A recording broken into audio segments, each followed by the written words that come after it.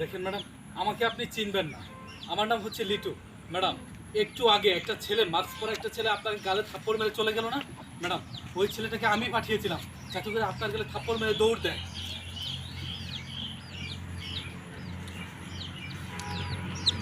দেখেন ম্যাডাম, আপনি বেয়াদবি মাফ করবেন। আসলে ঘটনা হয়েছে কি, আপনার জীবন বিপদের মধ্যে আছে, এগুলো কি মনে থাকবো না। আমার কাছে মাফ চাই।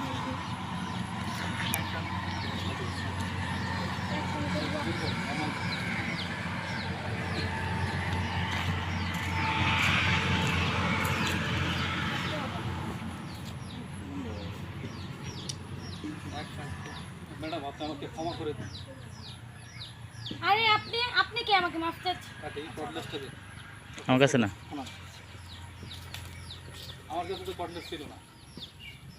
হ্যাঁ তাহলে তুলে আবার নেওয়া লাগবে। এই ডায়লগগুলো হ্যাঁ তাহলে আবার নেন। না, সমস্যা নেই, তোমারটা তুলে আগে কেটে দেবো।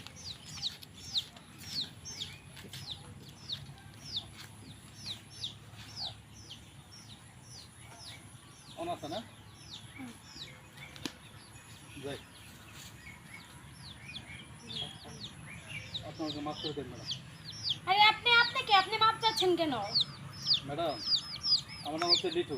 একটু আগে একটা মাছ পড়া ছেলে আপনার গালে থাপ্পড় মেরে চলে গেল না, ওই লোকটাকে আমি পাঠিয়েছিলাম যাতে করে আপনাকে থাপ্পড় মেরে চলে যায়।